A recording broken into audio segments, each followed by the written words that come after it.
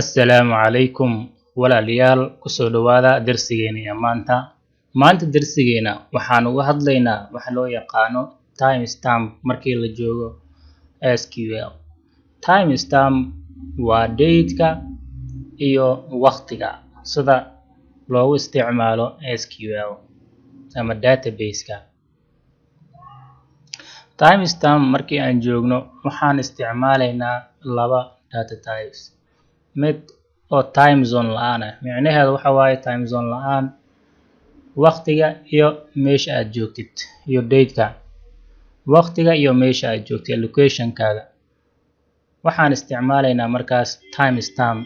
mid kale waxaan isticmaalaynaa time zone ayaan la isticmaalaynaa waa timestamp TZ ayaa la dhahaa oo meesha aad joogtid waqtiga iyo intaas ayaa loo isticmaalaya date-ka wuxuu noo ogolaanayaa inaan keedino date-ka iyo waqtigaba ama saacadaba.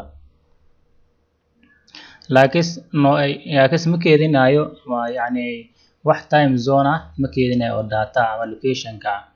taas waxaa loola jeedaa marka database server time-kaaga aad bedesho zone-kiisa meesha aad joogto markaad bedesho ma saameynayso ii sheego datada ku keedsan. intan time-ka wuxuu ka kooban yahay kaliya saacadaha iyo waqtiga ayuu ka kooban yahay. date-kana wuxuu ka kooban yahay sida halkan aad u jeedidba wuxuu ka kooban yahay date-ka ama bisha iyo waqti maalintaas iyo intaas ayuu ka kooban yahay. Timestamp-guna wuxuu ka kooban yahay labada kore aan kusoo xusnay date-ka iyo time-ka ayuu ka kooban yahay. Timestamp TZ asna wuxuu ka kooban yahay date-ka iyo time-ka iyo time zone-ka saddexda buu ka kooban yahay. date-kana wuu ku keedsan yahay saacadda sidoo kale way ku keedsan tahay iyo meesha aad joogtidba ama location-kaagaba. marka anagoo tusaale ahaan aan u isticmaalayno pg admin-keena aan tagno halkan waxa waaye waa pg admin-keena keyword ugu horeeyo ama command ugu horeeyo aan halkan isticmaalayno waxa waaye show all oo loola jeedo noo soo bandhig wax walba taas oo noo soo bandhigayso application-kan isticmaalayno magaciisa iyo featureskiisa. marka aan isticmaalno waxaynu leenahay show all ayaynu leenahay waxaan leenahay run. halkan saa u jeedidba aan kor soo jiide halkan saa u jeedidba magacaan haddaa saa u soo jeedid halkan waa u jeedaa wax walba oo information oo application-kan ku saabsan ayaad halkan ugu jeedaa setting-ka iyo name-ka iyo description-ka. application name-keena pg admin 4 waaye waa sida tan ayuu soo bandhigayaa waa show all aynu anagoo isticmaalayno waaye.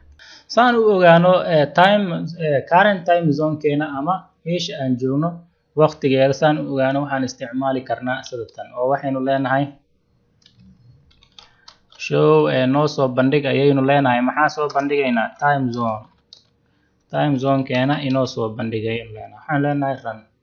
halkan waa ujeeda time zone-keena waa sida halkan aa ujeeda. midda kale aniga aan isticmaalayno halkan waxay noqonaysaa ii sheego haddii aad u baahan tahay in lasoo bandhigo timestamp-ga sida date-ka iyo waxa waaye waqti information-ka ama time information-ka in lagu soo bandhigo haddaa rabto sida tan ayaad isticmaalaysaa oo waxaad leedahay select now ayaad leedahay select now ayaad leedahay. select now markaa dhahdo waa ujeedaa 2020ka bishii 7 intaas joogto sida tan ayaa lagu soo bandhigaa then saacad sidaas ayay u soconaysaa.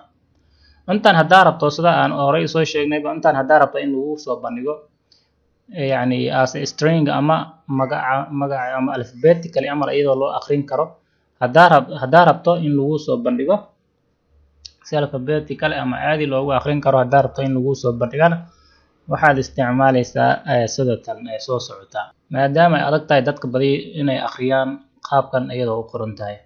marka sida tan waxaad isticmaalaysaa oo halkan waxaad leedahay select ayaad leedahay halkan waxaad leedahay time of day ayaad leedahay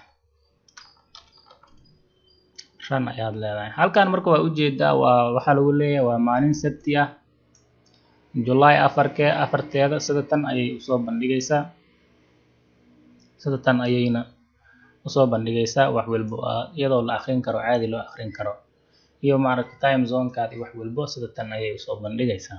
haddii aad rabto current date kaaga ama current time kaaga haddaad rabto iyadana waxaad u isticmaalaysaa sida tan waxaad leedahay select halkan waxaad leedahay select waxaad leedahay maxay current time ayaad leedahay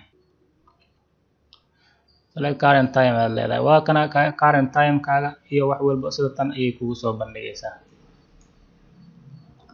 sidaas si lamid ah waxaad isticmaali kartaa current date ayaad isticmaali kartaa oo waxaad leedahay current date iyadana sidoo kale date ayaa lagu soo bandhigaa 2020 bisha 7 afarteeda waay sida tan ayaa lagu soo bandhigayaa tan waxay muhiim tahay marka anaga aan isticmaalayno ama database anaga noo gaar ah marka anaga abuurinayno sida tables iyo wax la mid ah markaan abuurinayno ayay muhiim inoo ahaan doontaa marka qaybteeda labaad ayaan si fiican ugu faahfaahin doonaa insha Allah intaan waxay hordhac u ahayd time stamp part 1 aad baad u mahadsantihiin wassalaamu calaykum waraxmatullaahi tacaala wabarakaatuh